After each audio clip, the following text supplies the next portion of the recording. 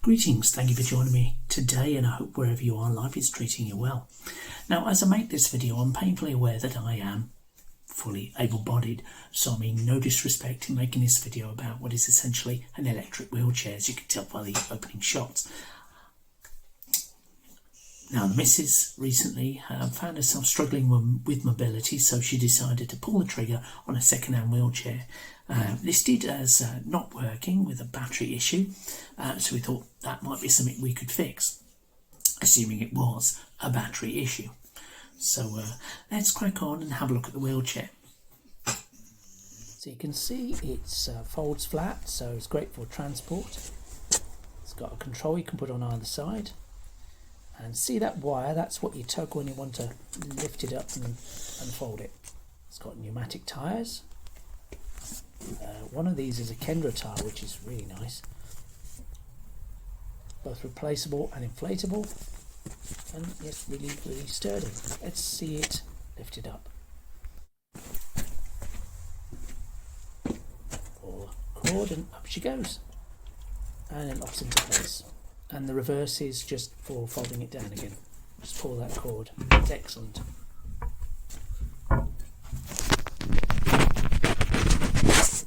It's got a nice padded cushion with a breathable back on the chair so you won't sweat.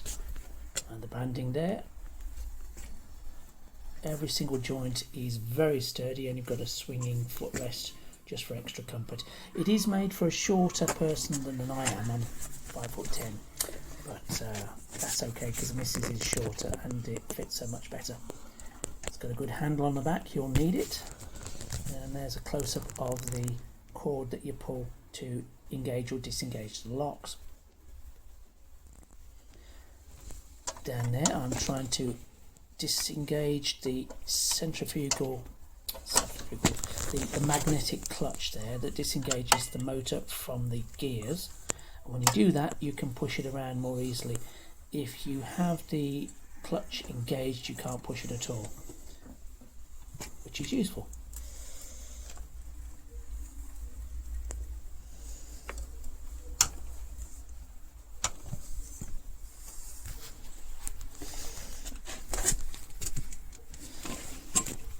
There's an intuitive joystick for controlling all directions, a horn, dial up and down the power. You can also see error codes with the lights that appear there as well. And there's an on and off switch and an indication of the charge. Underneath is a charge port where you plug in.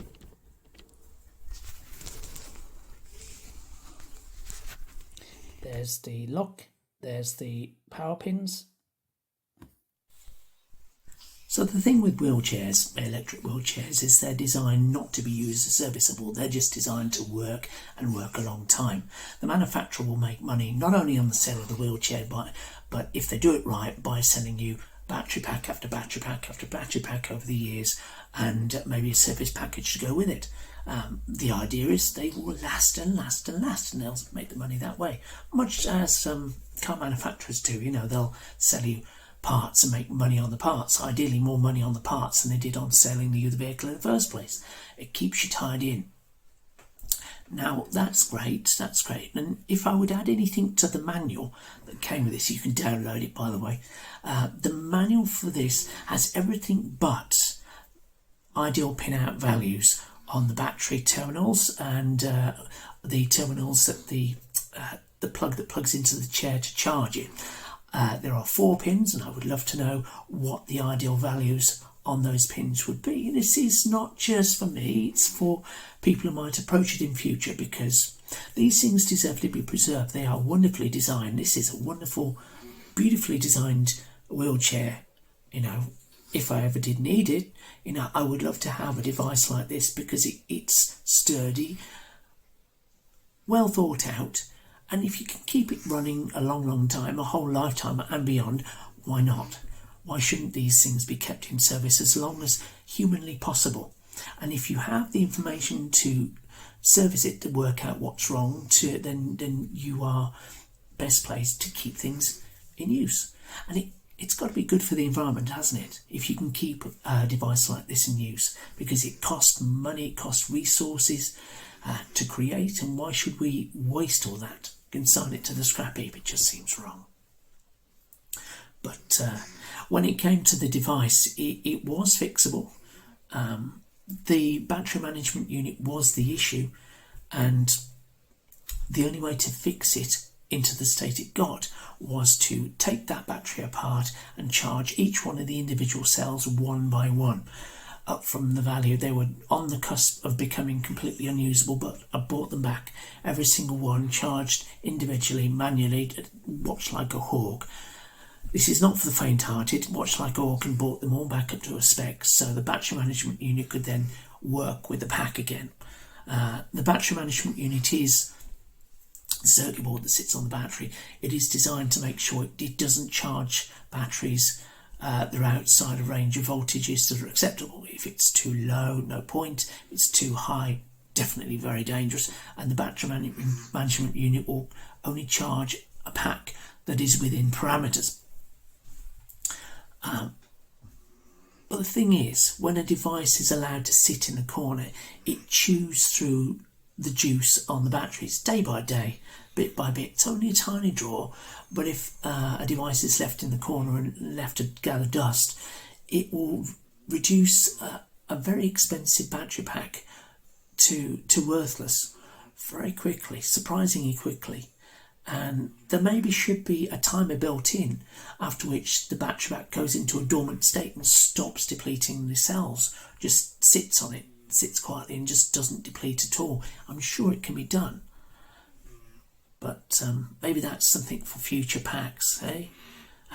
Because the same would apply to electric cars. They deplete the cells, they have a parasitic draw on those cells as they manage them. But if we park it up in the garage, it's annoying to come back to it to realise the very expensive battery pack is beyond recovery.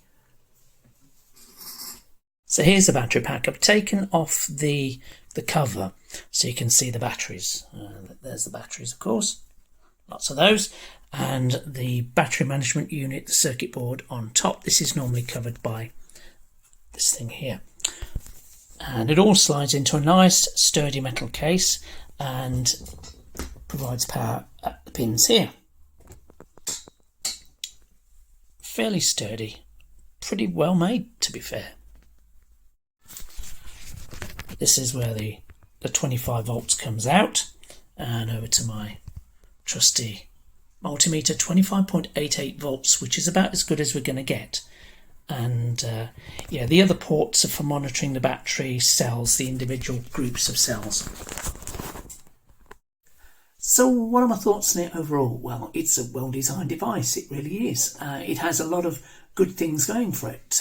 Every single component is designed and built with care, and it's designed to last a lifetime, likely longer than the user, likely longer than a couple of users at that. And so long as you've got batteries to keep it going, you're all good.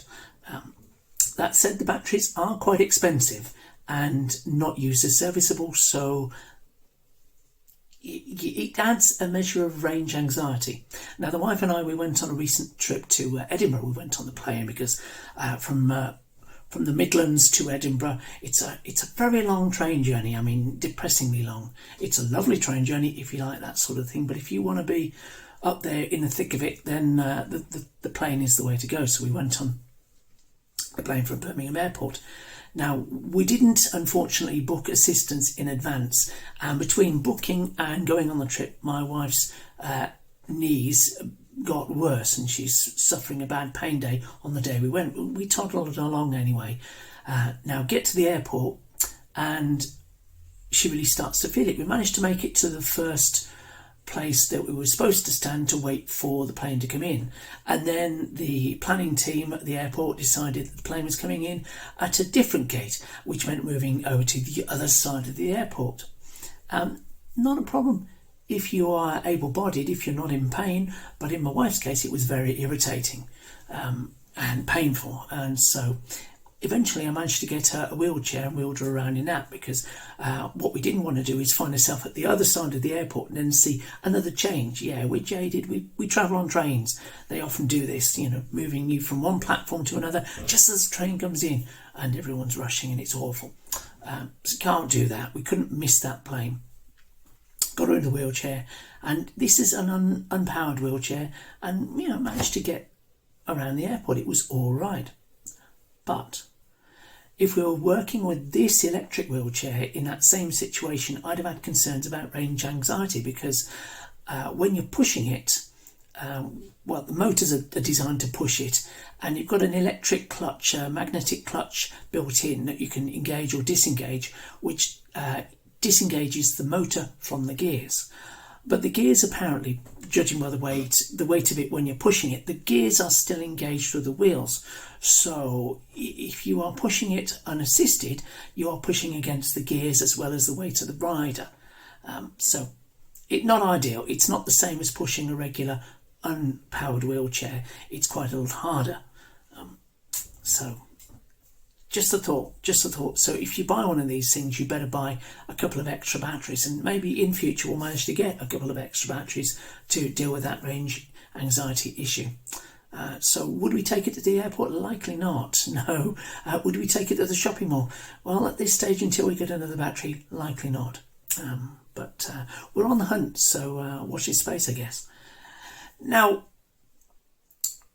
thank you for watching so far. I do appreciate your time, and if you've got any thoughts on the matter, do let me know in the comments. I do love to hear from you. Let me know, would you like me to take it out on the street? Would you like to see the range test, see how far we get? That might be interesting. I've got a little camera that I can clamp to the frame, and we can get some footage of that. As I say, I love to hear from you. Let me know what you think. Whatever you do, have a great day. See you soon, and bye for now.